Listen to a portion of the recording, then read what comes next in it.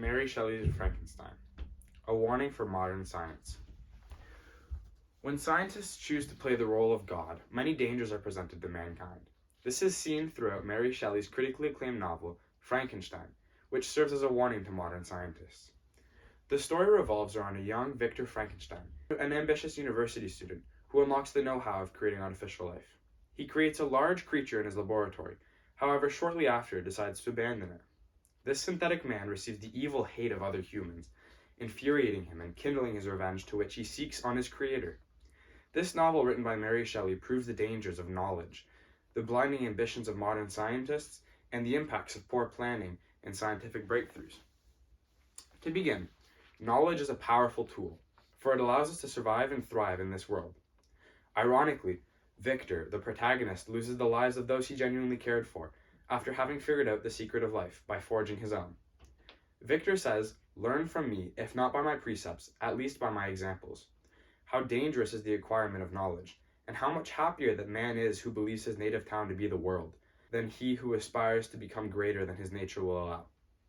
This quote sums up the lesson that Victor himself had learned following the creation of his monster, a horrific and freakish being that should never have been brought to life. Secondly, the adage "ignorance is bliss" also comes to mind when considering this idea. Victor's hesitation to accept the unknown caused him to ultimately suffer, and hence his lack of ignorance prevented him from experiencing contentment. Even though I do not necessarily agree with the term "ignorance is bliss," I consider Victor's scenario to be one where it makes sense.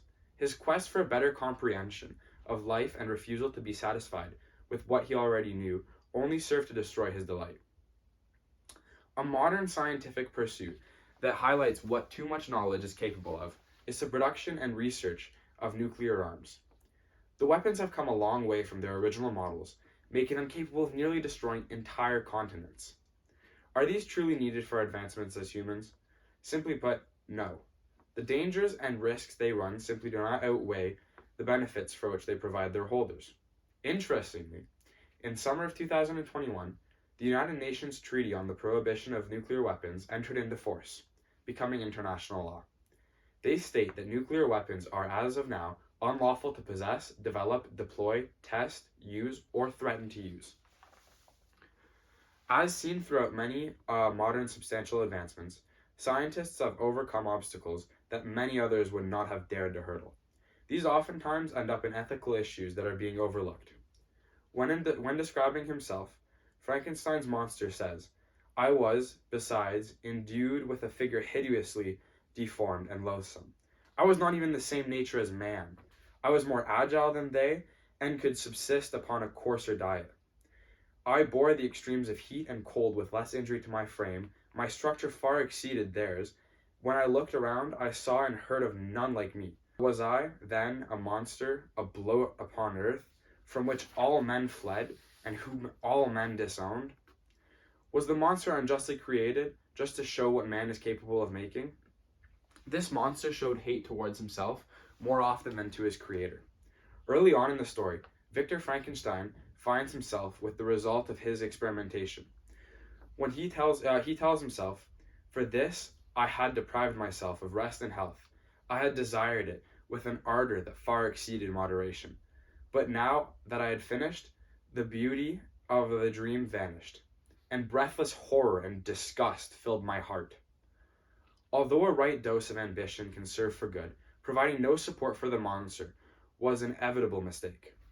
CNN's Nina Avramova states that historic examples of human experimentation include wartime atrocities by Nazi doctors that tested the limits of human survival. Another led to the creation of the hepatitis B vaccine prototype. Wendell Johnson, who made several contributions to the field of communication disorders, tried to induce stuttering in normally fluent children. In the 1940s, prisoners in Illinois were infected with malaria to test anti-malaria drugs. These thrives for scientific advancements evidently had impacts on their subjects. This is too common of a result, seen as many who are victims of these trials are not correctly educated on what will happen. Thirdly, creating something without having attributed a suitable environment leads to an uncontrollable outcome. The lack of planning relative to Frankenstein's monster led him to underestimate his intellectual abilities, as well as the morals upon which he will base his life. Victor's feverish focus and drive during the creation of his monster was to complete it as quickly as possible. Who shall conceive the horrors of my secret toil, as I dabbled among the unhallowed damps of the grave, or tortured the living animal to animate the lifeless clay? My limbs now tremble, and my eyes swim with the remembrance. But then a resistless, almost frantic impulse urged me forward. I seemed to have lost all soul or sensation but for this one pursuit. Never once does Frankenstein think of the short or long-term consequences resulting from his actions. His sole goal was to prove that he was able to create life. To whom could I apply with more fitness than to him who had given me life? Unfeeling, heartless creator, you had endowed me with perceptions and passions, and then cast me abroad an object for the scorn and horror of mankind. This demonstrates that Victor's newly created project would have had to have been looked after, but at the same time, he simply did not realize it or care. This fueled the monster's hatred for him, ending in the death of his loved ones. The exploitation of fossil fuels has been a talking matter for the past couple hundred years. Oftentimes, researchers praise the usage of this resource. However, many researchers have begun to change their perspective on this method of receiving energy.